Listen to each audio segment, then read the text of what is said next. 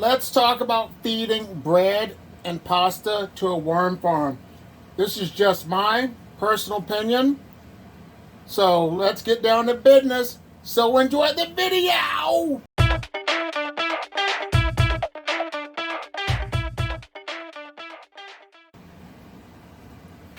Well, hello. Let's look inside of my red wiggler and mixed worm bin with the blues and see what's going on.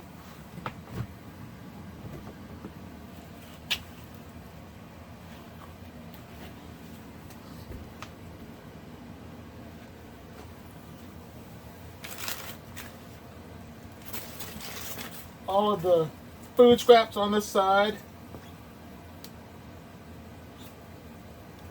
All the worms right there. So what I'm going to do is take these castings out from this side and put them into another worm bin. So that way I can get them to migrate over. And put fresh bedding on this side. So let me do that real quick.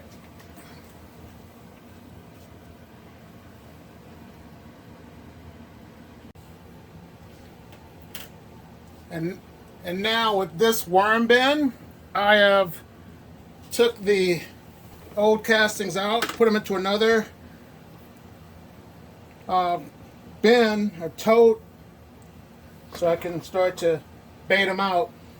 So when it comes to bread, I don't feed my worms bread because when I think about it, if you freeze bread and thaw it out, it doesn't break down like food scraps. And I think my reasoning is because that the bread has a lot of extra additives such as like enriched flour and stuff like that. So I just feed my worms strictly the vegetable scraps and fruit scraps, because I know once I freeze and thaw those out that those do break down. So when it comes to bread and pasta, I do not put those into my worm farm. So what are your thoughts about bread and pasta? But what I do with my bread and pasta, I put those inside of my compost bins outside, because that way all the other critters can go ahead and break that down and let the heat from the compost break it down as well. But I'm going to give these guys some grapes, a couple of tomatoes, a couple of things of broccoli, and cover it up and let these guys get back down to business. So now let's go look at my Euros. Let's see what's going on with my Euros. And another thing that I thought about the bread was that maybe you can allow it to break down if you have it if it's saturated and soggy. Maybe that might give it the opportunity to break down and the worms can consume it. But like I says, I do not put bread or pasta in my worm farms. It's just what I choose to do. It's how my system works, but my system is not the only way to do things. You're going to get grapes, some vines, some stems, a few tomatoes. And like I said, do what works for you. You know, like I said, my way is not the only way to do things, but that's just the way I've been operating my worm farms for over the last few years. This bin's not too bad, not too much needs to be done. So now let's go look at Euros number 2.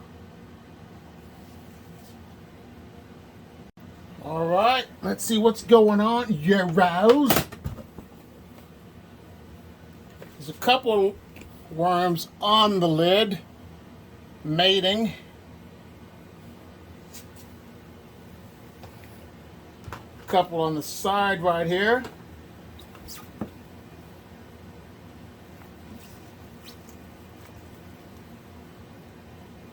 That's where the food scraps are.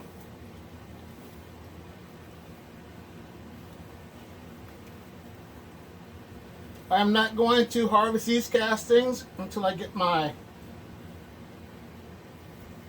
red wigglers sorted from the other bin. But look at this lettuce. This stuff still hasn't broken. Oh, that's a sorry, paper towel. This lettuce still has not broken down yet. So, like I said, I'm going to keep, once again, going back to the freeze and thaw method. But let's go ahead and give them some of the grapes and the tomatoes.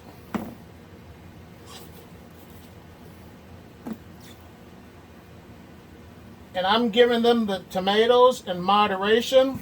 I'm not giving them too much of them. So, like I said in previous videos, it's always best to underfeed and not overfeed your worm farms. So this bin's looking great. Now let's look at the final worm bin, the diversity and inclusion worm bin. All right, this has red wigglers, Europeans, and a mixture of blue worms.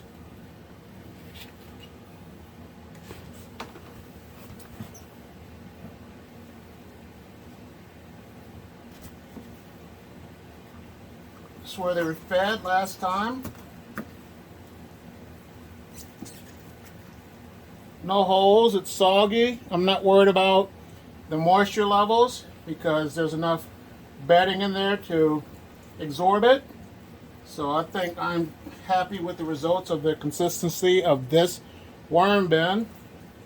But they're going to get the rest of the food scraps. Just pour all that in there. Cover them up. If you ever have any more questions about worms, leave everything in the comments box because I'll reply back to your comments. If you like what you're hearing from me, subscribe to my channel. Give this video a like. Ring that bell because I post weekly videos. And I want to take the time out to say thank you so much for spending time with me today. And you have a great day. Bye.